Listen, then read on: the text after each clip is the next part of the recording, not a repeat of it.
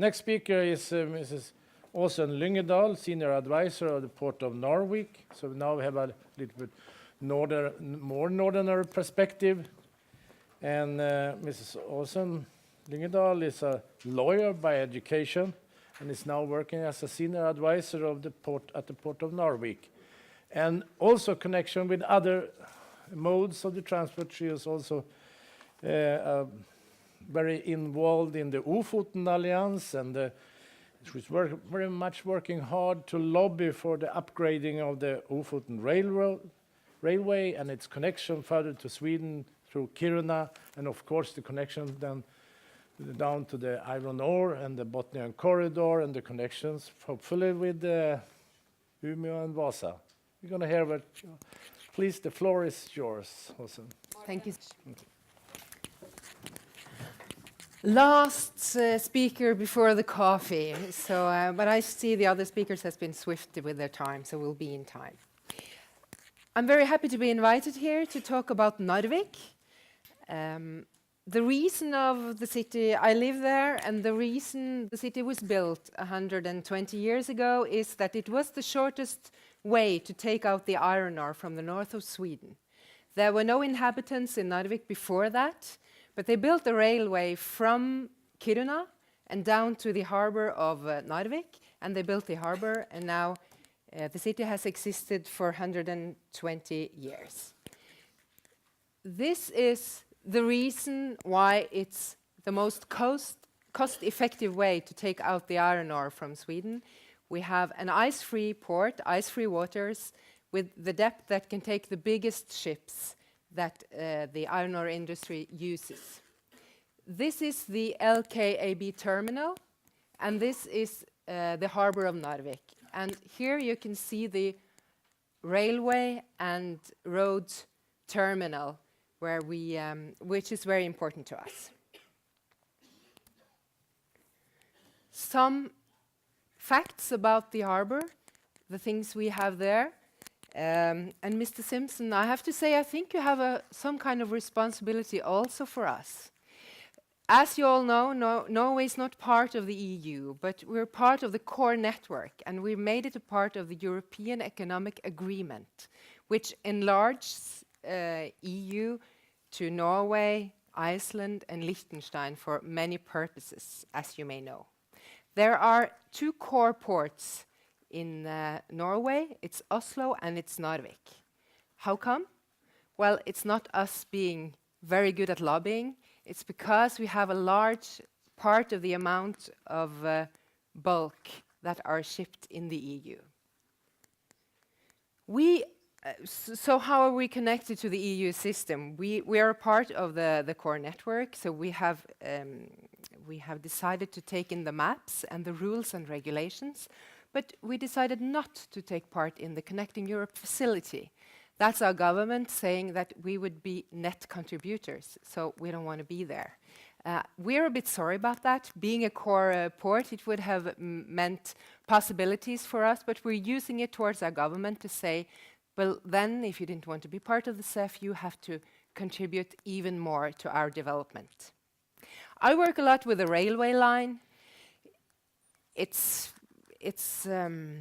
not difficult to understand that when everything you ship comes via the railway line is important. We're also part of the Joint Barents Transport Plan, which has pointed at us.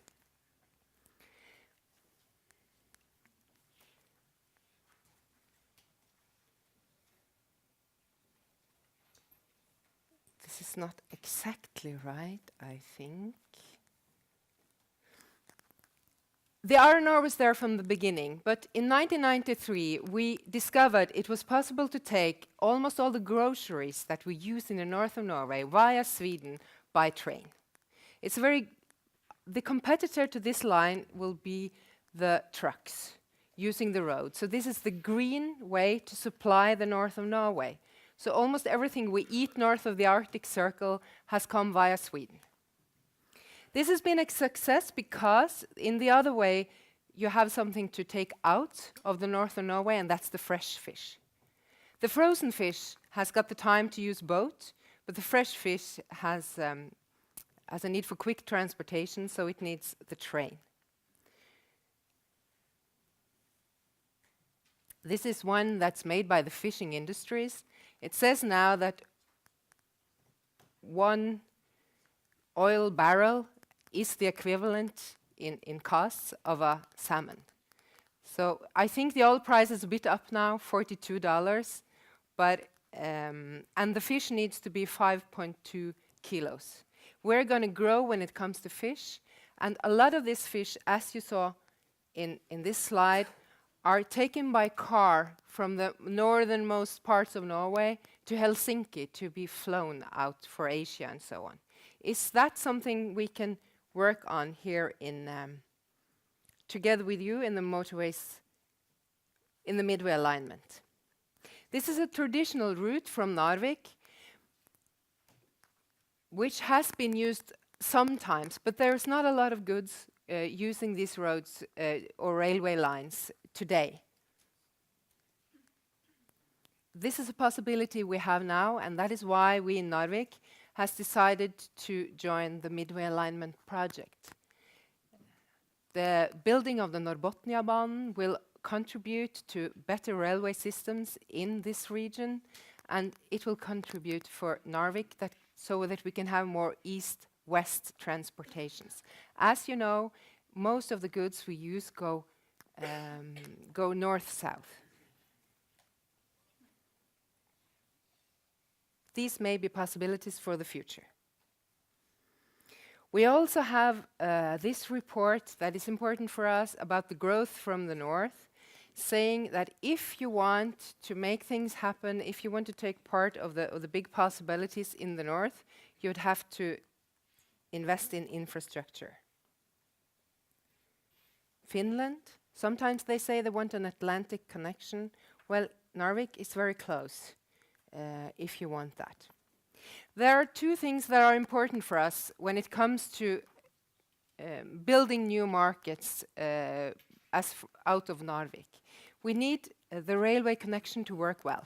It does today, but with a double track between Narvik and Kiruna for the iron ore, that will make it undisputable that we have room for all kind of new traffics you could even imagine. Today we can take 25 trains every day. If you have a double track, you can take 90. And it's because they don't have to stop and wait for meeting trains. The other thing we need is the area to host new industries and new companies.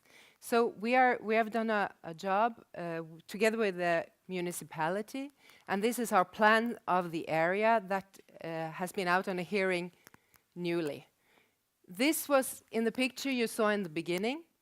Was the LKAB port. This is the municipality port. Here is a possibility for new iron or mineral industry.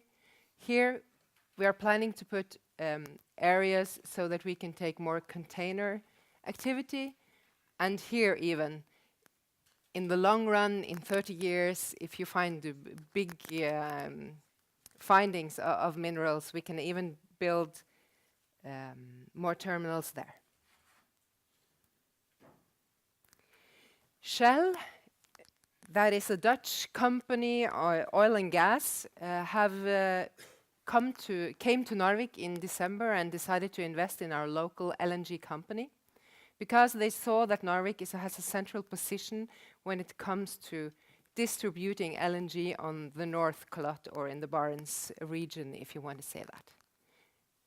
We know that you want to put up LNG also here, especially. I think that the Midway Alignment and Uma Vasa has decided it should be in Vasa. We would be happy to supply you with the LNG from Hammerfest perhaps and via Narvik by train. That's the logistics we are planning, using the boat from Hammerfest to Narvik and then utilizing the very good railway line we have. I'll just give you one more. And that was the one that had changed position.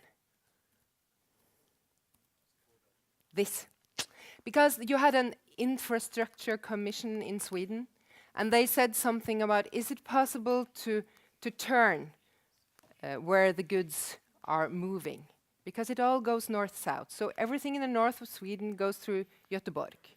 And we say that Göteborg is the biggest port in Norway because our goods, they come to Göteborg, and then we drive them with our lorries and trucks into Norway. And Narvik, of course, is one of the biggest harbors in Sweden when it comes to where you ship your goods from. So is it possible to think more east-west? Could we turn the floods of goods a bit between us? Thank you for your attention.